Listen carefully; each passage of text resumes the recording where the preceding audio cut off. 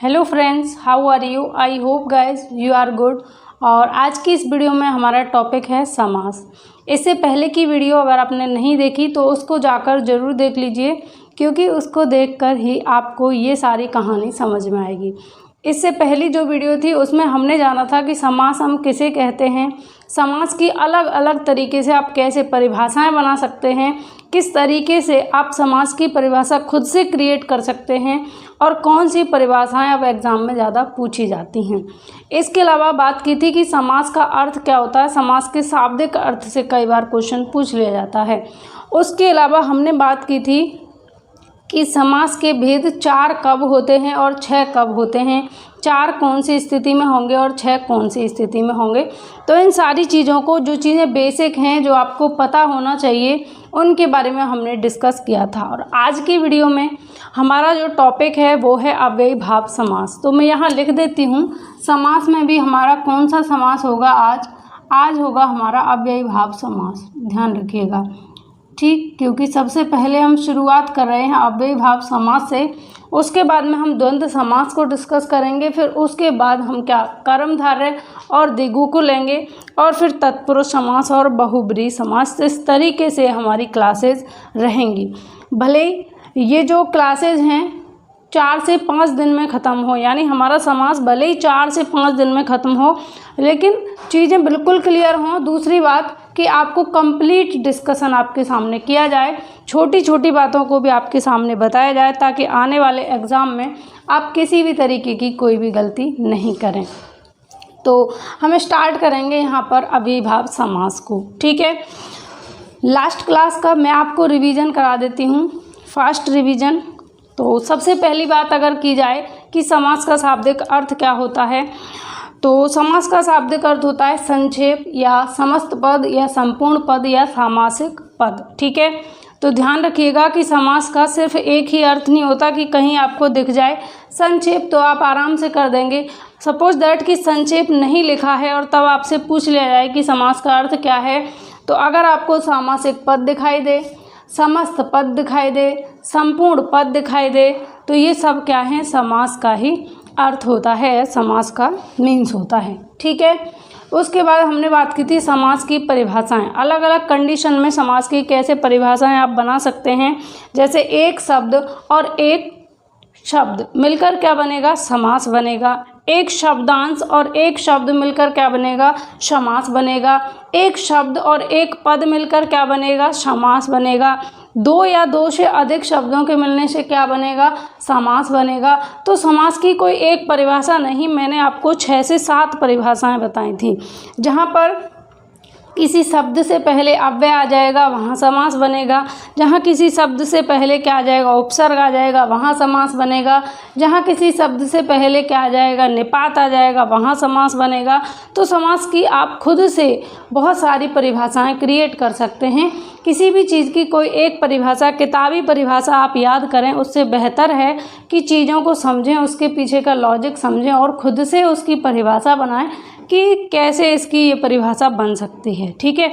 मैंने आपको ये भी बताया था कि जो बुक्स में ज़्यादातर लिखी रहती है कि 2 शब्दों के मेल से, 2 पदों के मेल से समास बनता है, वो परिभाषा अब अमान्य कर दी गई है, क्योंकि एग्जामिनर ने जो परिभाषाओं को पूछने का पैटर्न है वो बदल दिया है। कौन सी परिभाषा ज़्यादा पूछी जाती है मैंने आपको बताया था। और 2 शब्दों के मेल से ही समास बनता है, ये गलत है, क्योंकि कई बार 3 शब्द भी हो जाते हैं। तो 2 या 2 से अधिक शब्दों के मेल से भी समास बनता है, ठीक है। अब हम बात करेंगे यहाँ से आगे अव्ययी भाव समास की, क्योंकि समास के भेदों की हमने चर्चा की थी। कौन कौन से समास के भेद बताए थे, 6 भेद मैंने आपको बताए थे। अव्ययी भाव समास, द्विगु समास, कर्मधारय समास, ठीक है, तत्पुरुष समास, ठीक, द्वंद्व समास और बहुब्रीहि समास। ये 6 भेद आपको बताए थे। और जब द्विगु समास और कर्मधारय समास किस में चला जाएगा, तत्पुरुष में चला जाएगा, तो भेद बचेंगे 4। इसके अलावा 6 आप याद रखेंगे, ठीक है। तो अब हम बात करेंगे अव्ययी भाव समास की। अव्ययी भाव समास, जब यहाँ पर मैंने आपके सामने 4 परिभाषाएं लिखी हैं, कोई एक परिभाषा नहीं, 4 परिभाषाएं। किताब में आपको एक परिभाषा देखने को मिलेगी, लेकिन यहाँ 4 परिभाषाएं हैं और चारों परिभाषाओं को हम यहाँ पर एग्जाम्पल के थ्रू समझेंगे, ठीक है। दूसरी बात यह है कि मैंने डेटा इसलिए लिख लिया पहले क्योंकि वीडियो फिर बहुत बड़ा हो जाता है। अगर मैं साथ के साथ लिखती हूँ चीज़ों को तो वीडियो हो जाता है बड़ा, ठीक है। तो अव्ययी भाव समास क्या है?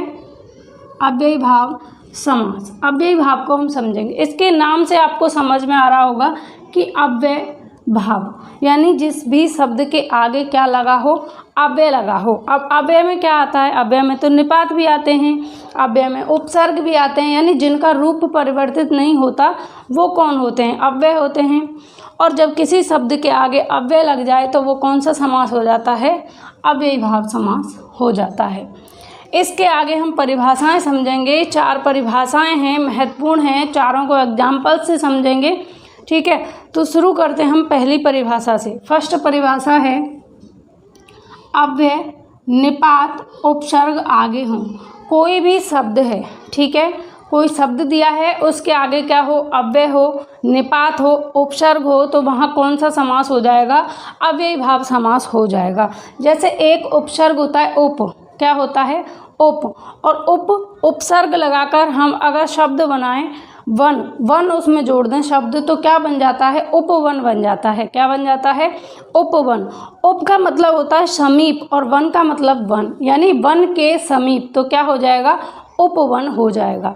उपनगरम, उपनगर यानी नगर के समीप, ठीक है। तो इस तरीके से जब भी हमारे किसी शब्द के आगे उपसर्ग होगा, निपात होगा, अव्यय होगा, तो कौन सा समास बनेगा? अव्ययी भाव समास बनेगा, ठीक। एग्जाम्पल्स मैं आपको बता चुकी, और भी आप एग्जाम्पल्स देख सकते हैं। जैसे यहाँ पर मैंने लिखा है उपसर्ग है, फिर शब्द है, उसके बाद में क्या है? अव्ययी भाव समास का निर्माण होगा।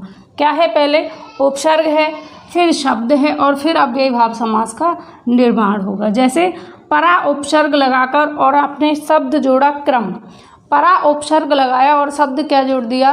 क्रम शब्द जोड़ दिया, तो ये क्या बन जाएगा? अव्ययी भाव समास बन जाएगा, पराक्रम। यानी जब इस शब्द के आगे क्या लगा हुआ है? उपसर्ग लगा हुआ है, परा उपसर्ग, तो कौन सा शब्द बनेगा?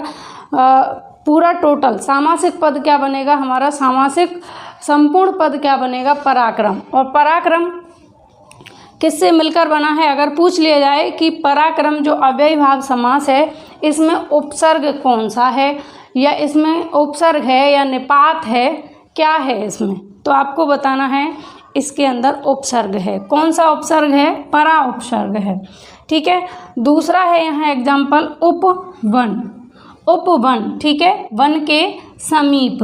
तो आपसे पूछ लिया जाए उपवन जो शब्द है, अब इससे आपके उपसर्ग का भी रिवीजन हो रहा है। मान लीजिए आपसे पूछा जाए कि उपवन शब्द में कौन सा उपसर्ग है, तो आपको ध्यान रखना है उप इसमें उपसर्ग है, वन इसमें मूल शब्द है, तो इन दोनों को मिलकर उपसर्ग और यानी शब्दांश, उपसर्ग को क्या कहेंगे हम? शब्दांश। शब्दांश और शब्द को मिलकर क्या बन गया? सामासिक पद बन गया।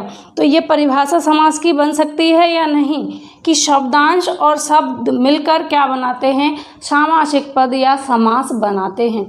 तो यही परिभाषा कल भी बताई थी और आप खुद से बना सकते हैं, ठीक है। जैसे यहाँ पर लिखा है नी धन आशा बराबर क्या हो जाएगा? निराशा। तो नी उपसर्ग लगा हुआ है और नी उपसर्ग के लगने के बाद में मूल शब्द है आशा और तब बनता है निराशा। तो इन तीनों ही एग्जाम्पल्स में कौन सा समास होगा आपसे पूछ लिया जाए तो अव्ययी भाव समास होगा, क्योंकि तीनों के आगे क्या लगा हुआ है? उपसर्ग लगा हुआ है। पहली आपकी परिभाषा यही तो कह रही है कि किसी भी शब्द के आगे या तो अव्यय हो या निपात हो या उपसर्ग हो, तो जितने भी ये जो उपसर्ग हैं ये अपने आप में क्या हैं? अव्यय हैं, क्योंकि इनका रूप परिवर्तित नहीं हो सकता, विकारी शब्द हैं ये, ठीक है। कैसे शब्द हैं ये? अविकारी शब्द हैं। कैसे हैं? अविकारी। अविकारी यानी जिनका कोई परिवर्तन नहीं हो सकता, लिंग वचन जाति के अनुसार। ये एक वचन के साथ में भी उसी स्थिति में प्रयोग होंगे, बहुवचन के साथ में भी उसी स्थिति में प्रयोग होंगे। जैसे उप शब्द है, नी शब्द है, परा शब्द हैं, ठीक है। तो किसी भी शब्द के आगे अगर उपसर्ग आपको दिखाई देगा तो वो कौन से समास हो जाएंगे? अव्ययी भाव समास हो जाएंगे। तो पहली परिभाषा से आप सेटिस्फाई हैं? कमेंट करके बताइए यहाँ तक की कहानी आपको क्लियर हुई। पहली परिभाषा में दिया है जहाँ पर अव्यय, निपात और उपसर्ग होंगे वहाँ कौन सा समास होगा, तो वहाँ हो जाएगा अव्ययी भाव समास। इतनी कहानी अगर क्लियर हुई हो तो कमेंट करके बताइए, फिर आगे बढ़ा जाए। ठीक है, आगे हम बढ़ें तो दूसरी परिभाषा देखेंगे। दूसरी परिभाषा है समस्त पद हमेशा नपुंसक लिंग हो। जो समस्त पद है यानी समास जो हमारा बना, ये जो शब्द है, ये शब्द जो हैं ये समस्त पद है। पीछे जो बना है यानी उपसर्ग और मूल शब्द से मिलकर जो शब्द बना वो क्या है, समस्त पद यानी समास है। तो जो समस्त पद बना है, जो समास बना है, जो संपूर्ण पद बना है, जो सामासिक पद बना है, वो हमेशा कैसा होगा, नपुंसक लिंग में होगा। तो कौन सा समास हो जाएगा, अव्ययी भाव समास हो जाएगा। जैसे इन तीनों एग्जाम्पल्स को देखेंगे आप, पराक्रम, उपवन और निराशा, ये तीनों ही शब्द कैसे हैं, ये तीनों ही सामासिक पद कैसे हैं, नपुंसक लिंग में हैं। कौन से लिंग में हैं, नपुंसक लिंग में हैं, यानी ना तो पुल्लिंग है और ना स्त्रीलिंग है। कैसे लिंग हैं, नपुंसक लिंग हैं। ठीक है, नपुंसक लिंग है, न्यूटर जेंडर हैं। कैसे जेंडर, न्यूटर जेंडर हैं। ठीक है, तो दूसरी परिभाषा से आप सेटिस्फाई हैं कि जब कभी भी समस्त पद हमेशा हमारा नपुंसक लिंग में होगा, जब भी समस्त पद हमारा नपुंसक लिंग में होगा तो कौन सा समास होगा, अव्ययी भाव समास होगा। ठीक है, उसके बाद अगर हम बात करें तीसरी परिभाषा की, तीसरी परिभाषा है शब्दों की आवृत्ति बिना योजक चिन्ह के हो। शब्दों की आवृत्ति कैसी होनी चाहिए, बिना योजक चिन्ह के होनी चाहिए, तब कौन सा समास होगा, अव्ययी भाव समास होगा। क्योंकि एक होता है दिनों दिन और एक होता है दिन दिन। तो जो दिन दिन है उसके बीच में क्या लगा होगा, योजक चिन्ह लगा होगा, तो वहाँ पर अव्ययी भाव समास नहीं होगा। उस स्थिति में वहाँ पर द्वंद्व समास होगा, क्योंकि दोनों के बीच में क्या लगा है, योजक चिन्ह लगा है। दूसरी बात अगर हम करें कि जो हमारे अव्ययी भाव समास के जो उदाहरण होंगे उनमें योजक चिन्ह नहीं लगा होगा। जैसे दिन दिन की जगह क्या होगा, दिनों दिन होगा। क्या होगा, दिनों दिन। ठीक है, रात रात की जगह क्या होगा, रातों रात होगा। कान कान की जगह क्या होगा, कानों कान होगा। तो जब भी हमारे शब्दों की आवृत्ति बिना योजक चिन्ह के होगी तो वहाँ कौन सा समास होगा, अव्ययी भाव समास होगा। ध्यान रखिएगा, शब्दों की आवृत्ति यानी आवृत्ति का मतलब है शब्दों का रिपीटेशन हो। ठीक है, रिपीटेशन, एक शब्द एक बार आया फिर दोबारा आ गया, आवृत्ति हुई उसकी, पुनः आया। आवृत्ति बिना योजक चिन्ह के होती है, बीच में ये चिन्ह नहीं लगा होता, इसको बोलते हैं योजक चिन्ह। और जब ये योजक चिन्ह बीच में नहीं लगा होता है तब कौन सा समास होगा, अव्ययी भाव समास होगा। जैसे इस थर्ड परिभाषा को सेटिस्फाई करने के लिए यहाँ एग्जाम्पल्स हैं आपके सामने, कानों कान, हाथों हाथ, दिनों दिन, रातों रात। इन चारों ही एग्जाम्पल में अव्ययी भाव समास होगा। कौन कौन सा है, कानों कान है, हाथों हाथ है, दिनों दिन है और रातों रात है। चार एग्जाम्पल हैं, चारों में कौन सा समास होगा, अव्ययी भाव समास होगा। क्योंकि यहाँ जो शब्द हैं यानी कान की आवृत्ति दो बार हुई, कानों कान, लेकिन योजक चिन्ह नहीं लगा है बीच में। हाथों हाथ की आवृत्ति दो बार हुई, हाथों हाथ, हाथों ही हाथों में। कहते हैं ना कि उसने हाथों हाथ सारी चीज़ गायब कर दी, या काम हाथों हाथ कर दिया यानी साथ के साथ कर दिया।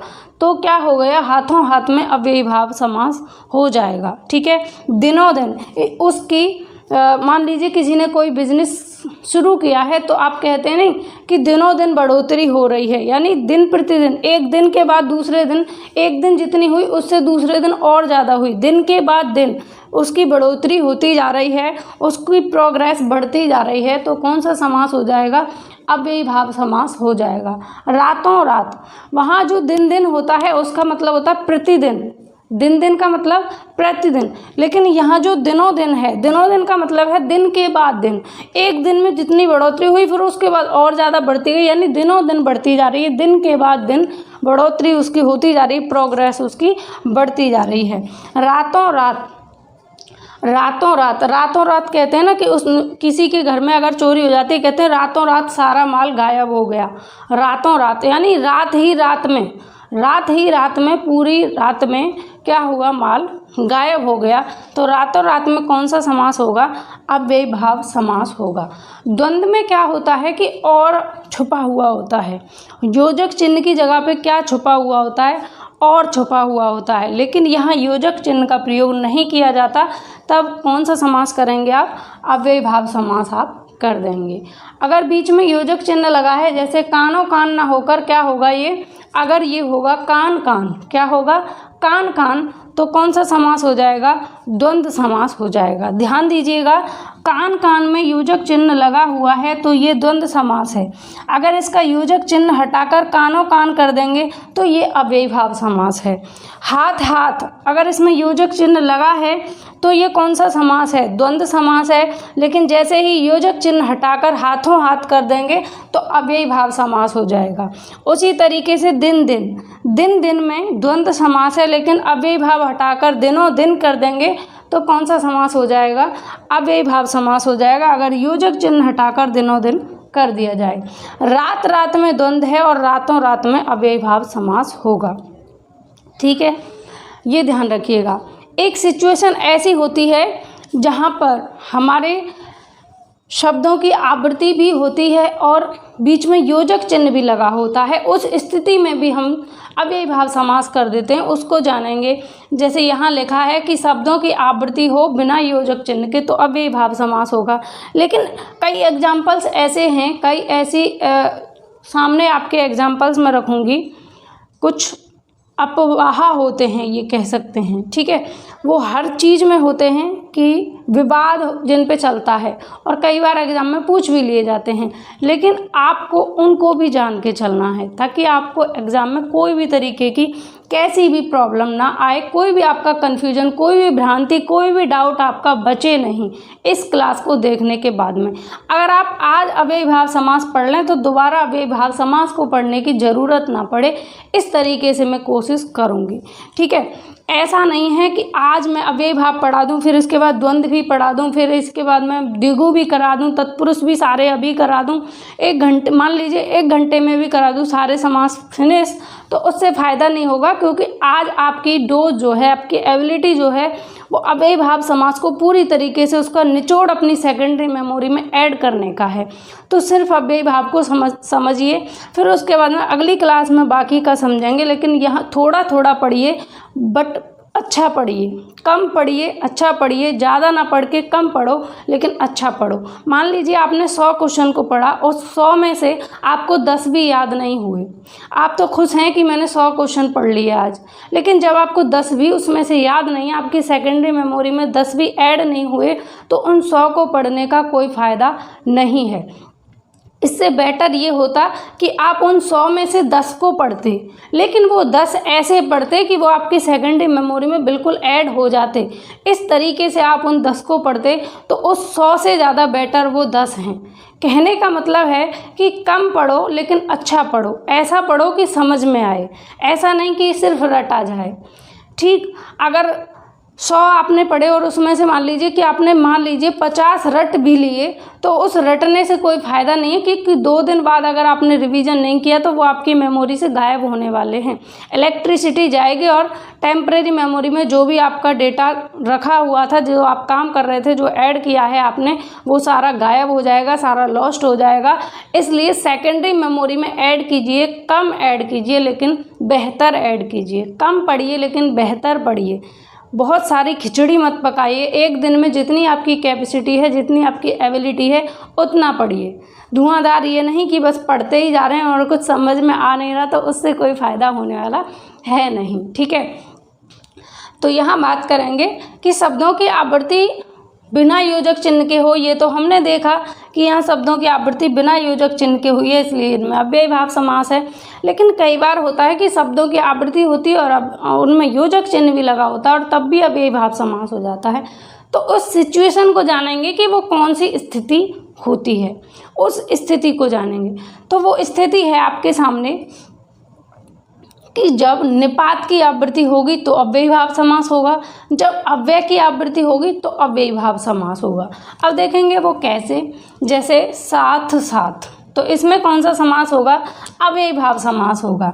नहीं नहीं, इसमें कौन सा समास होगा, अव्ययी भाव होगा। साथ साथ में कौन सा, मान लीजिए कि आपसे सेंटेंस दे दिया जाता है कि राम और श्याम साथ साथ विद्यालय जाते हैं, और साथ साथ को अंडरलाइन कर दिया जाए और आपसे कहा जाए कि इसमें समास बताइए। रेखांकित जो पद है उसमें आपको समास बताना है। ऑप्शन में दिया है अव्ययी भाव, ऑप्शन में दिया है द्वंद्व, ऑप्शन में दिया है कर्मधारय, ऑप्शन में दिया है तत्पुरुष। अब आप किसके साथ जाएंगे, बहुत सारे लर्नर्स ऐसे होंगे जो देखेंगे साथ साथ, आपने देखा बीच में योजक लगा है, बस उनको एक चीज़ याद रहती है कि जहाँ योजक चिन्ह लगा होगा वहाँ द्वंद्व समास होगा, लेकिन किसी एक चीज़ से ही किसी चीज़ की आप पहचान नहीं कर सकते। जैसे आप फ्रेंड्स बनाते हैं, फ्रेंड सर्कल होती है, उसमें अगर आप किसी से 2 दिन बात कर ली आपने, तो 2 दिन बात करने के बेस पर ही आप उसको नहीं जान सकते, क्योंकि किसी एक चीज़ से किसी के बारे में पता नहीं लगाया जा सकता। हो सकता है किसी एक फील्ड में उसकी थॉट अच्छे हों, दूसरे फील्ड में वो वर्क नहीं कर रहे हों, तो किसी एक चीज़ से किसी भी व्यक्ति की पहचान नहीं होती, किसी भी चीज़ की पहचान नहीं होती। उसके लिए उसका पूरा आपके पास में निचोड़ होना चाहिए। जैसे साथ साथ में देखा, आपने देखा योजक चिन्ह है तो कौन सा समास होगा, द्वंद्व समास होगा, लेकिन वो आपका हो जाएगा गलत, क्योंकि साथ साथ में द्वंद्व समास नहीं होता, साथ साथ में अव्ययी भाव समास होता है। वैसे ही नहीं, इसमें योजक चिन्ह लगा है, क्योंकि मोस्टली 90% ऐसे एग्जाम्पल्स जिनमें योजक चिन्ह लगा होता है वो सारे द्वंद्व के उदाहरण होते हैं, इसीलिए योजक को देखते ही और द्वंद्व के साथ में भाग जाते हैं। ध्यान रखिए कि क्वेश्चन जब आपके सामने दिया जाता है, अगर कंपटीशन को टफ किया जाएगा तो आपके सामने वही क्वेश्चन रखे जाएंगे जो आपको फंसा सकें। तो आपको फंसना नहीं है, बाहर निकलना है। एग्जामिनर ने चक्रव्यूह जो आपके लिए रचा है उससे आपको बाहर निकलना है, उस चक्रव्यूह को तोड़ करके।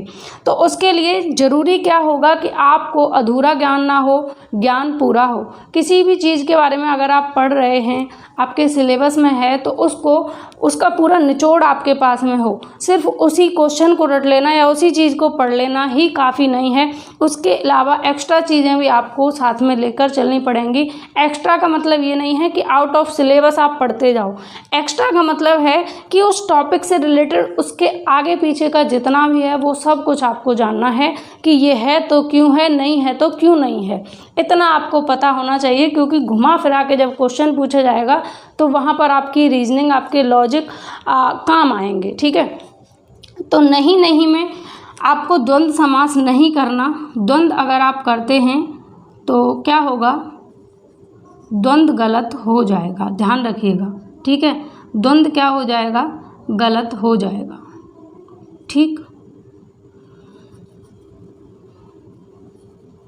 द्वंद्व क्या हो जाएगा, गलत हो जाएगा। कौन सा समास सही होगा, अव्ययी भाव समास सही होगा। किस में, साथ साथ में और नहीं में। इसके बाद अभी में भी कौन सा समास होगा, अव्ययी भाव समास होगा, क्योंकि यहाँ अव्यय की आवृत्ति है, अव्यय शब्द हैं ये अभी, इनकी आवृत्ति है तो अव्ययी भाव समास होगा।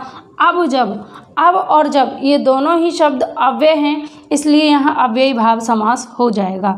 धीरे धीरे ये दोनों शब्द क्या हैं, अव्यय हैं, तो यहाँ कौन सा समास होगा, अव्ययी भाव समास होगा। जल्दी शब्द भी कैसे हैं, अव्यय शब्द हैं, इसलिए कौन सा समास हो जाएगा, अव्ययी भाव। इसके अलावा यहाँ, वहाँ, आज, कल, ये सारे शब्द कैसे हैं, अव्यय हैं, तो यहाँ कौन सा समास होगा, अव्ययी भाव समास होगा।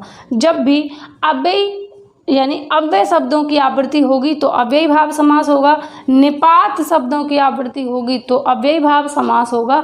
ये दोनों सिचुएशन, ये दोनों कंडीशन ध्यान रखना, ऐड कर लेना अपने माइंड में, अपनी नोटबुक में शॉर्ट नोट बना के रखना। मैं वैसे भी महाभारत नहीं लिखाती, शॉर्ट में ही आपको चीज़ों को बताने का प्रयास करती हूँ, क्योंकि इतना आपके पास में भी टाइम नहीं है कि पूरी महाभारत यहाँ पर लिखा कर समझाई जाए। वो तो आपको बुक्स में भी मिल जाएगी, लेकिन यहाँ आपके लिए निचोड़ है, जो बुक्स हैं उनका निचोड़ आपके लिए है, तो इसको आप ध्यान से समझिए। ठीक है, उसके बाद अगर हम बात करें तो यहाँ और भी एग्जाम्पल्स हैं, जैसे ये परिभाषा कह रही थी कि अव्यय की आवृत्ति हो, निपात की आवृत्ति हो, उपसर्ग की आवृत्ति हो। तो उपसर्ग की आवृत्ति नहीं, अव्यय, निपात और उपसर्ग आगे हों। तो यहाँ हमने देखा कि उपसर्ग आगे हैं, उसके बाद में इसमें कहा गया कि निपात आगे हों। अव्यय और निपात ये सारे इनका एक ही मतलब होता है कि ये कभी भी किसी लिंग, वचन, जाति के अनुसार बदलते नहीं हैं, ये अविकारी शब्द होते हैं, अव्यय, निपात, उपसर्ग सारे। तो जब निपात आगे होगा तब भी कौन सा समास हो जाएगा? अव्ययी भाव समास हो जाएगा। ये सेटिस्फाई करने के लिए यहाँ एग्जाम्पल्स हैं आपके सामने, जैसे यथा। यथा क्या है? निपात है। यथा क्या है? निपात है। तो यथा निपात लगाया गया, प्लस क्या है? मूल शब्द हमारा शक्ति है। तो इन दोनों को मिलाने के बाद जब एक शब्दांश मिला और एक शब्द मिला, इन दोनों को मिलाने के बाद क्या हुआ? यथाशक्ति हो गया। या एक निपात मिला और एक शब्द मिला, इन दोनों को मिलाकर क्या हो गया? सामासिक पद बन गया यथाशक्ति, यानी शक्ति के अनुसार। उसके बाद में है भर और शब्द है मूल शक, और इन दोनों को मिलने से क्या बन गया? इन दोनों को मिलने से बन गया भरसक। भरसक का मतलब होता है बहुत पूर्ण गहनता के साथ में प्रयास करना। जैसे आप तैयारी कर रहे हैं गवर्नमेंट जॉब की, तो अगर आप पूरे तन मन से लगे हुए हैं उसकी तैयारी में, पूरे तरीके से जुटे हुए हैं, तो फिर कहते हैं कि उसने गवर्नमेंट जॉब पाने के लिए या अपनी सर्विस लेने के लिए, सिलेक्शन लेने के लिए भरसक प्रयास किया। क्या किया? भरसक प्रयास किया। भरसक मतलब पूरी गहनता के साथ में प्रयास किया गया। भरसक पूरी कोशिश, सब तरीके से कोशिश की गई, भरसक प्रयास किया गया। जैसे आर्मी वगैरह में जब बॉर्डर पे युद्ध होता है तो कहते हैं कि दूसरे हमारे जो देश की कमांडो है उसने अपने नागरिकों को, अपने कमांडोज़ को बचाने का भरसक प्रयास किया। भरसक मतलब पूरी तरीके से, कोई कमी नहीं छोड़ी, उसको कहेंगे हम भरसक प्रयास। ठीक है। तो उसी तरीके से अगला है तथा। तथा निपात है और तथा में मूल शब्द है सामर्थ्य, तब बन गया तथा सामर्थ्य। तो ये तीनों क्या हैं? निपात हैं। और निपात के बाद में जब कोई शब्द आता है तो क्या बन जाता है? सामासिक पद बन जाता है या अव्ययी भाव समास बन जाता है। ठीक है, इतना आपको ध्यान रखना है। तो यहाँ तक का आपको क्लियर हुआ कि उपसर्ग के बाद में कोई शब्द आएगा तो अव्ययी भाव समास होगा, निपात के बाद कोई शब्द आएगा तो अव्ययी भाव समास होगा, किसी अव्यय के बाद कोई शब्द आएगा तो अव्ययी भाव समास होगा। जब भी कभी शब्दों की आवृत्ति होगी बिना योजक चिन्ह के तो अव्ययी भाव समास होगा। जब भी कभी अव्यय की आवृत्ति होगी तो अव्ययी भाव समास होगा। जब भी कभी किसी निपात की आवृत्ति होगी तो अव्ययी भाव समास होगा। अब एक चीज़ और आपको ध्यान रखनी है अव्ययी भाव समास से, कि आप पढ़ते आए होंगे अब तक कि जब भी संख्यावाची शब्द पहले होता है तो वहाँ द्विगु समास होता है, ऐसा पढ़ा होगा। अगर आपसे पूछ लिया जाए कि पंचगंगम, 5 गंगाओं का समाहार, इसमें आपको समास बताना है, तो वहाँ पर द्विगु समास ना होकर अव्ययी भाव समास होता है। जैसे द्वियमुनम, 2 यमुनाओं का समाहार, तो वहाँ पर हमेशा अव्ययी भाव समास होगा। सप्त नर्मदम, तो यहाँ पर हमेशा अव्ययी भाव समास होगा। एग्जाम्पल्स भी मैंने आपको लिखे हैं। इसका रीज़न है कि संस्कृत में एक सूत्र दिया है, इस सूत्र से हिंदी में भी कई बार ये पूछ लिया जाता है, तो आपको पता रहना चाहिए, क्योंकि हमारा टारगेट है, मेरा उद्देश्य है कि आपको कोई भी चीज़ आपकी छूटे नहीं, एक एक चीज़ आपको बताई जाए। और जब किसी को फंसाना चाहता है कोई, फ्रेंड सर्कल में भी मैंने देखा है, क्योंकि ये तो सब पढ़ लेते हैं कि कभी अव्यय होगा, निपात होगा, उपसर्ग होगा तो अव्ययी भाव समास होगा, इतना पढ़ लेते हैं, लेकिन इस चीज़ को बहुत कम लोग पढ़ पाते हैं। ये सूत्र है नदीभिश्च। नदीभिश्च ये सूत्र है, इससे क्या है, नदीवाची जितने भी शब्द होते हैं उनके साथ में अगर संख्यावाची शब्द आते हैं तो वहाँ हमेशा अव्ययी भाव समास होता है। ठीक है, यानी कि नदी के साथ में अगर संख्यावाची शब्द आएंगे तो अव्ययी भाव समास होगा। इसके अलावा अदर जितने भी हैं संख्यावाची, अगर पहला पद संख्यावाची है तो द्विगु समास होगा, लेकिन जब उनमें नदी जुड़ी होगी, कोई भी नदी, तो वहाँ पर अव्ययी भाव समास होगा। ध्यान रखिएगा, सूत्र है नदीभिश्च। ठीक है, जैसे पंचगंगम 5 गंगाओं का समाहार, द्वियमुनम 2 गंगाओं का समाहार या समूह, सप्त नर्मदम 7 नर्मदाओं का समूह। तो इस तरीके से जब भी कोई भी नदीवाची शब्द होगा आपके सामने और उसके साथ में संख्यावाची शब्द आएगा तो हमेशा कौन सा समास होगा, अव्ययी भाव समास होगा। ठीक है, इतनी बात क्लियर हुई। अब हम यहाँ पे बात करेंगे कि आपने देखा होगा कि कई बार क्या होता है कि शब्दों की आवृत्ति होती है और बीच में योजक चिन्ह लगा होता है और वहाँ पर द्वंद्व समास होता है और हमेशा होता है, 90% होता है। तो वो सिचुएशन होगी जब संज्ञा और विशेषण शब्दों की आवृत्ति होगी, तब होगा द्वंद्व समास। जैसे यहाँ एग्जाम्पल हैं आपके सामने, एग्जाम्पल्स दिए हैं अच्छा अच्छा। एग्जाम्पल क्या दिए हैं, अच्छा अच्छा। तो ये क्या है, अच्छा अच्छा विशेषण है। तो विशेषण की जब आवृत्ति हुई तो कौन सा समास हो गया, द्वंद्व समास हो गया। उसके बाद में है सुंदर सुंदर। सुंदर सुंदर क्या है, विशेषण है, तो इसकी आवृत्ति हुई तो कौन सा समास हो गया, द्वंद्व समास हो गया। उसके बाद हरा हरा। हरा हरा कैसा है, हरा हरा जो है ये इसमें क्या है, विशेषण, और विशेषण की जब आवृत्ति होगी तो कौन सा समास होगा, द्वंद्व समास होगा।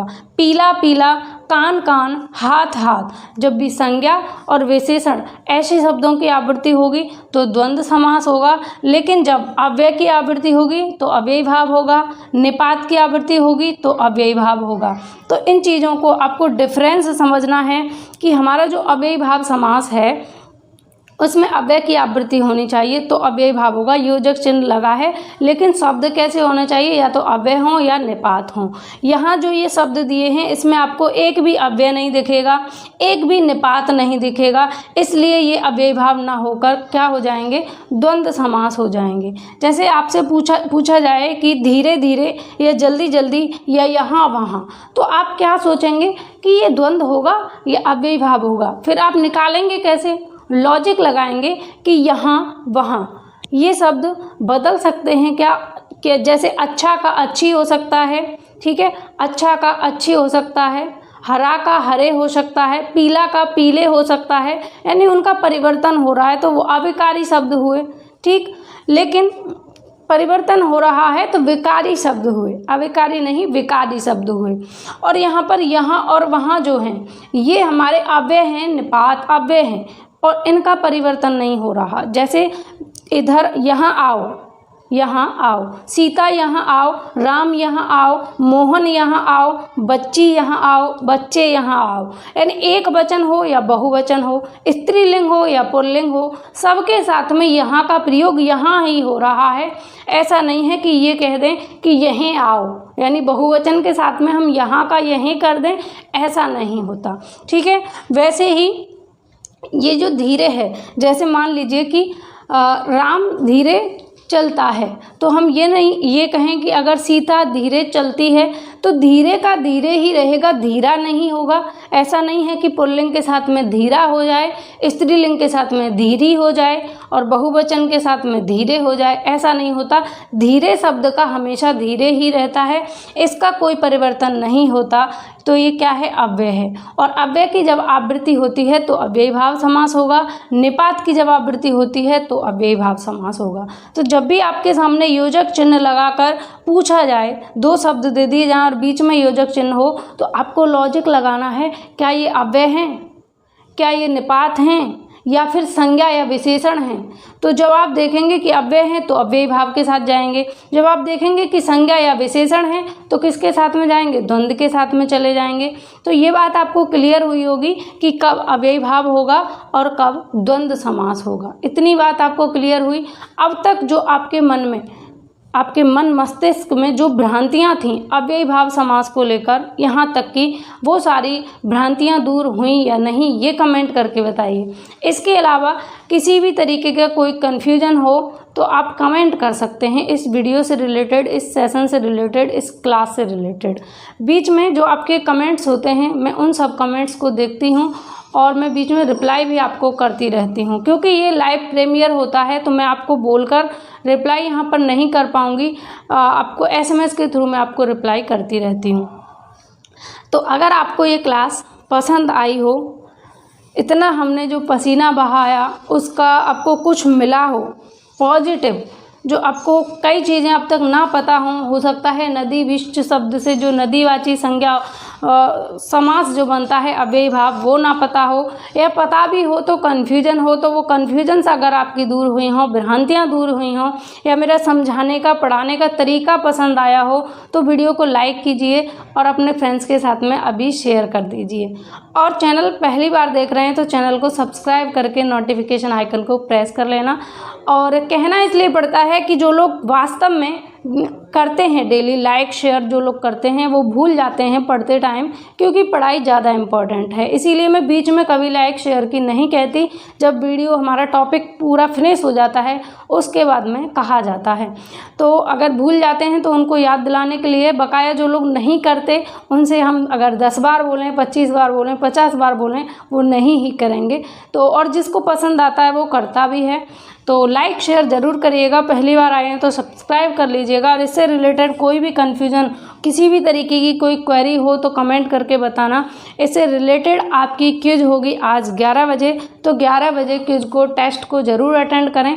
और अगर आपने हमारे टेलीग्राम चैनल को ज्वाइन नहीं किया है, ग्रुप को ज्वाइन नहीं किया है, जहाँ पर जितनी भी क्लासेज होती हैं उससे रिलेटेड आपके लिए टेस्ट कराया जाता है, तो उस टेस्ट वाले ग्रुप को ज़रूर ज्वाइन करें, ताकि जो आपने यहाँ सीखा उसको आप चेक कर पाएँ कि आपने कितना सीखा प्राइमरी लेवल पर, या फिर छोटे बच्चों की बुक्स में कितना सीखा दिया जाता है।